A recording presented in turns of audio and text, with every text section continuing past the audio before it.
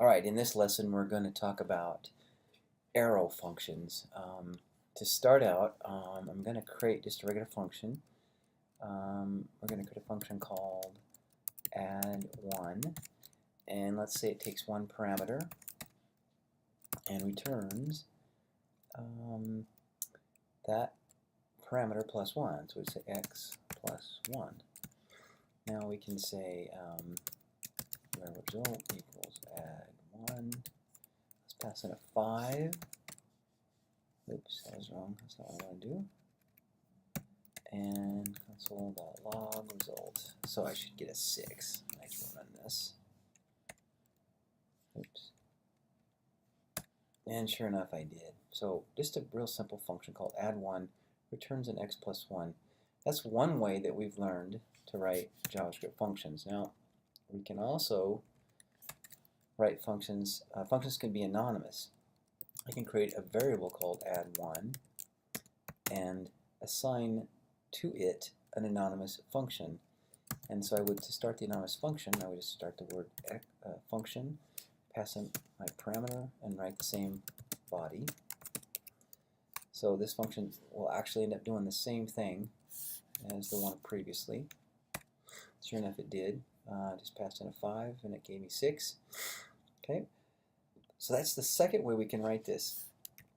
There is another way we can write this, and that is we can use an arrow function. With an arrow function, it kind of goes like this. We can say variable add1 equals, and what we do is we don't use the keyword, the function keyword. We just simply start with the parameters. Okay, so when you're writing an arrow function, this right here is just right here. You leave the function out and you're just writing the parameter list. Then you put what's called an arrow, and an arrow is made up of an equal sign and a greater than sign. And then basically you put the body of the function, and in fact in this case it's x plus 1. Okay, and so now what we'll see is that this will do exactly the same thing. That's going to give me the 6. Okay, so again, if you look at this, I'm saying I'm creating a variable called add1, and I'm going to assign it a function. I'm going to use the arrow function syntax, and so I'm going to start with the parameter list, the arrow, and then the body of the function. And it's kind of a simplified way to write a function. Now I can also do this just as an example. Let's just say add equals x and y,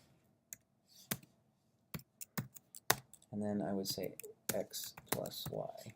And so now I could come down here and say add 5 and 6, and sure enough I'm going to get 11. Okay, so again, this is the parameter list comes first. The parameter list is in a parentheses.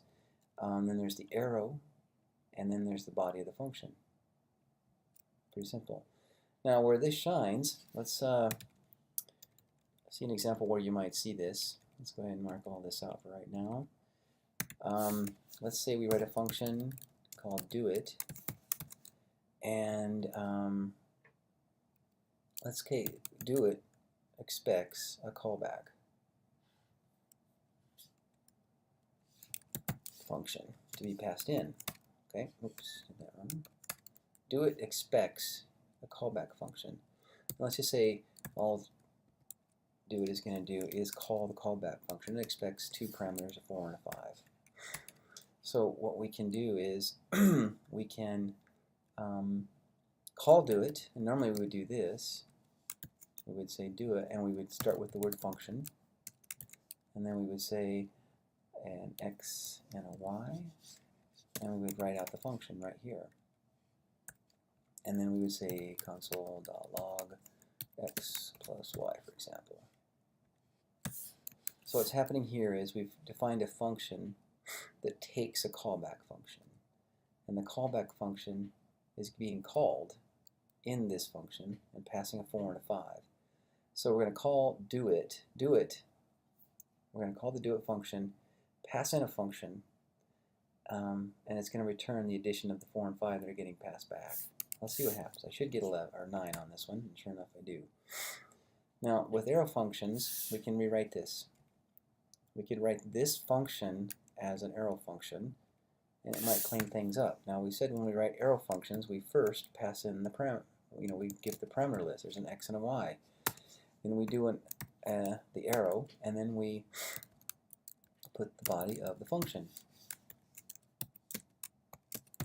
Okay, and so what we'll find is that I get the same answer. And you could argue that this is a little bit cleaner code. It might be a little bit easier to read, and it's a little bit cleaner code. Okay, that's all for arrow functions for now.